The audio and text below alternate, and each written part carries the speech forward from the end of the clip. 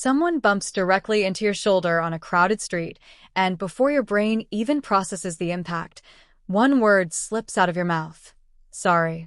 You didn't cause it. You didn't do anything wrong. Yet your nervous system treated someone else's mistake as your immediate personal fault. But why does your brain turn another person's friction into your liability? We like to tell ourselves that chronic apologizing is just good manners, a harmless reflection of empathy and politeness. But beneath the surface, that automatic reflex isn't about etiquette at all. It is a calculated defense mechanism. When you apologize for taking up space, asking a question, or simply existing in someone else's path, your nervous system isn't being polite. It is managing perceived threat. You are trading your authority for immediate emotional safety, neutralizing conflict before it can even begin. Psychologists call this the preemptive peacekeeper response. Somewhere along the line, your nervous system was conditioned to believe that interpersonal friction isn't just uncomfortable, it is dangerous.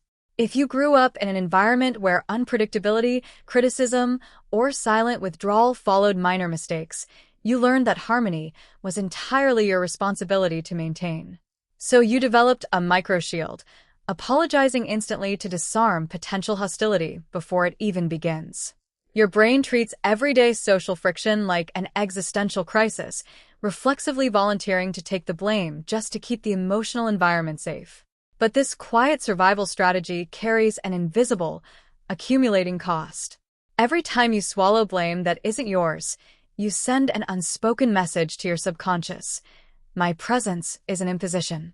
What feels like a harmless attempt to keep the peace is actually an exhausting effort to manage everyone else's emotional state at the expense of your own. You become a shock absorber for the room, quietly trading away pieces of your assertiveness just to avoid the discomfort of someone else's frustration.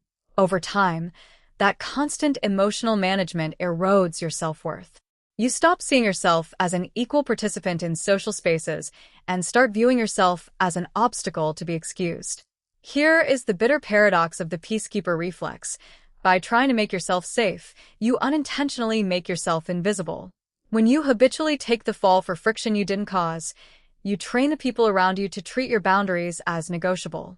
The momentary relief of smoothing over a tense second comes at the direct expense of your long-term respect. What felt like an act of gracious diplomacy slowly morphs into a self-diminishing ritual. You aren't just diffusing conflict.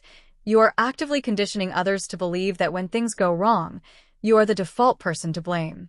An apology was never designed to be an entrance fee for occupying space. It is a deliberate instrument of accountability meant to repair genuine harm, not a relational tax you pay simply for existing. Real empathy does not demand self-erasure. The moment you stop treating someone else's discomfort as an emergency you have to solve, the reflex loses its power. You begin to realize that holding your ground in silence isn't aggression. It is simply self-respect. You do not owe the world an apology for taking up room. True peace is never built by absorbing blame that does not belong to you. The next time friction happens, resist the urge to rush in with an unwarranted sorry. Let the silence sit. Real liberation begins the moment you stop apologizing for your existence and save your accountability for your genuine mistakes. When was the last time you caught yourself apologizing for an error that wasn't even yours?